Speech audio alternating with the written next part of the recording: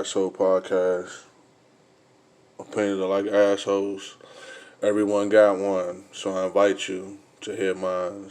I welcome you to hear mine. Asshole Podcast, right? Been a while since I did one of these.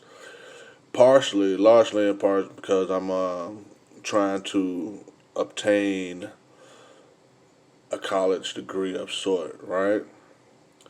But I come to you this morning. This morning, I am and I usually don't use that word, but I don't want to say morning, but it is a little fucked up for me today.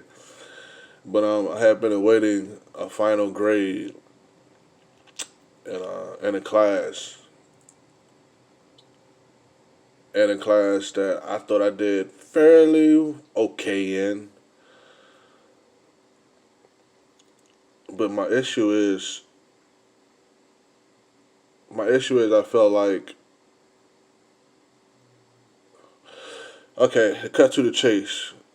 A lot of people say being black in America, you have to be extraordinary just to be considered ordinary. And I ain't really with that bullshit. I ain't really with that bullshit because it's unfair. It's unfair on so many levels, and for people to accept that as valid, to accept that as, oh yeah, you gotta prove them wrong. You gotta be better than them. You gotta prove them wrong. It's like, look, man, I ain't got to prove shit. Not trying to be funny, but I ain't got to prove shit like in no above and beyond measure because it's already been proven. You know what I'm saying? Through history, through genetics, through science, it's been proven. I want to keep it real. Of superior genes, of superior being, it's already been proven. So the fact that we live in a white supremacist world that so many individuals feed into and believe things of having to be extraordinary just to be considered ordinary is very weird to me. One thing I've been proved time and time again is that a strong black man with a real agenda has no place in this white supremacist society. I repeat it. A strong black man with a real agenda has no place in a white supremacist society. And I'm not talking about no agenda to overcome anything as far as no type of whatever have you. I'll just leave it at that.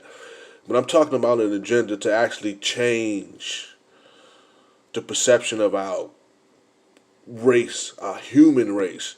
Not only just the black race, but the human race in general. You understand?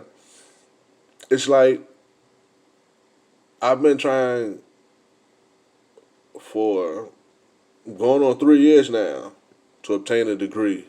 And I promise you, each semester,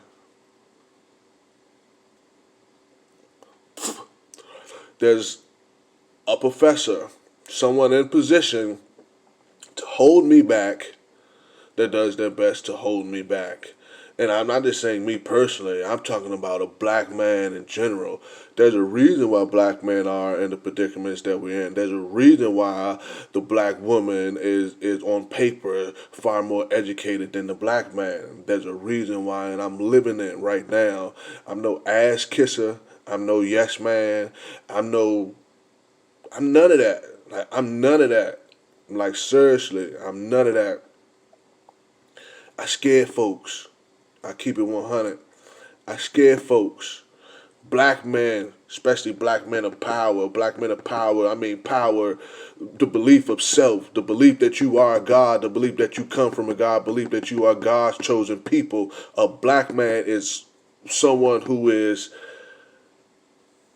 who puts fear in weaklings' hearts. Keep it real. Put fear in weaklings' hearts. You understand what I'm saying? I'm talking about a warrior spirit. Put fear in people's hearts. I'm everywhere. because I'm very, very angered. To keep it 100 with you, I'm very, very angered because this whole time I've seen racist antics, racist comments, racist slurs by a professor. And I'm just like, okay, that didn't need to be said. Okay, that didn't have to be shown. Okay, was that really necessary? And it's like folks try to hide things in humor, or folks try to hide things by what they believe is intellect that's going over your head, like you're too stupid to catch the bullshit. And it's just like, no, I got that. Just because I don't feel the need to respond to such fuck shit doesn't mean that I didn't catch that because I caught that. I really have a issue here because I'm not trying to be funny. I really believe separate is not equal. You understand? I really believe separate is not equal. I said I'm not about separation, but it's hard to say so when it's already separated. To keep it 100, it's already separated, and yeah, I'm hurt, man. I ain't gonna sit here and lie to you. Like, I'm hurt. Not like I don't know that as a black man, I'm the most disrespected man on the planet of this fucking on the face of this planet Earth. I know that. I'm aware of that. I've been experiencing this my whole life. But one thing I do know is when people behave a certain way towards you, when people do things of ill intent towards you, it says more about that person than it says about you. There's a reason why they want you to feel some type of way. There's a reason why they want themselves to feel some type of way. You understand? Like, and that's an insecurity of some sort. That's a hate of some sort. We can call it whatever we want to call it, but that's what it is. You know,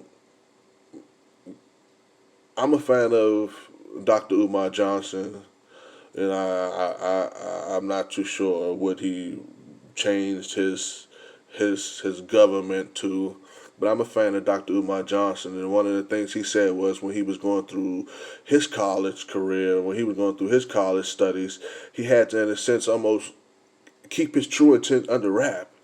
He said, I went there to obtain my degree so they can say that it was okay for me to practice. And then once I was able to do that, I'll actually do what I came to do. And that's to better my people, better the black race. That's just like Tupac Shakur. The late great Tupac said something similar. He said, yeah, you know, I'll allure you in with this gangster rap shit. But once I got your attention, I'm gonna feed you this real shit. And that was my intent.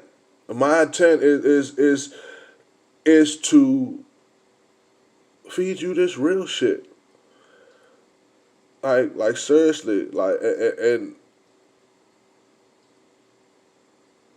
I don't want to seem like a hater because that's not what it is. But when people say, "Oh, there's black men in positions," or "There's people of color in position," and this, that, and the other, most of y'all ass kissers, man. Let's keep it real. Most of y'all ass kissers. Most of y'all don't know what to do without Master. Y'all Master's favorite boy. Trust me, you know it, just like I know it, just like Master know it. And I'm just real here, man. I'm just real here because I really am hurt and I really am bothered. Because I don't spew hate, man. I don't spew hate. For the past few years, I've been working in childcare, predominantly in rich white neighborhoods. And I don't spew hate. I don't try to sway these children to to any degree. You understand? I show them love. I give them care more than some seemingly receive at